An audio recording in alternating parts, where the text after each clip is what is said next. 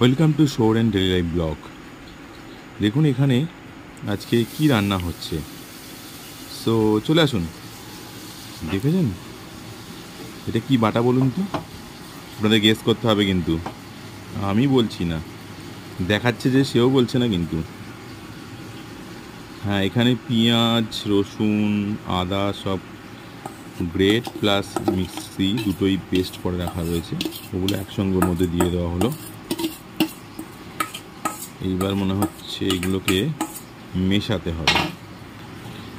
তো এটা আজকে সারপ্রাইজ ছিল আমার জন্য, আমি জানতামই না এটা কী হচ্ছে অ্যাকচুয়ালি, বাট খেতে কিন্তু খুব সুস্বাদু ছিল। এবার চলে যাচ্ছে সেই তিন ভাই, হলুদ, লঙ্কা অ্যান্ড জিরে।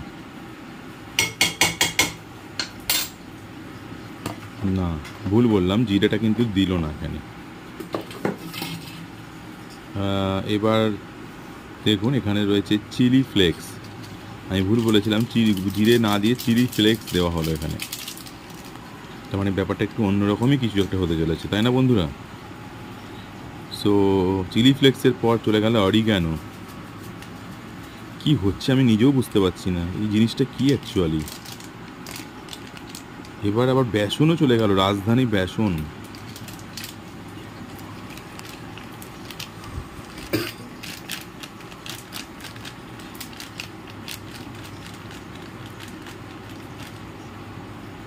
আচ্ছা, বেসনটা দিয়ে দেওয়া হচ্ছে, একবার দিয়ে দেওয়া হয়েছে, আরও একবার দেওয়া হচ্ছে, দিয়ে এটাকে ভালো করে মাখা হচ্ছে। মাখার পর কী হবে সেটাই দেখার। আমিও নিজে বুঝতে পারছি না এটা অ্যাকচুয়ালি কী হতে চলেছে।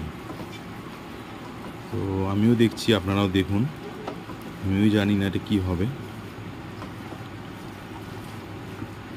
তো এটা মাখা এখনও চলছে, এটা আর কি ভালো করে না মাখলে হয়তো যে জিনিসটা তৈরির জন্য প্রস্তুতি নেওয়া হচ্ছে সেটা হয়তো ঠিকঠাক মতো হবে না। সো মাখা হয়ে গেল কিছুটা। দেখুন এটা একটা মণ্ড তৈরি হয়েছে, খুব একটা নরমও নয়, খুব একটা শক্তও নয়।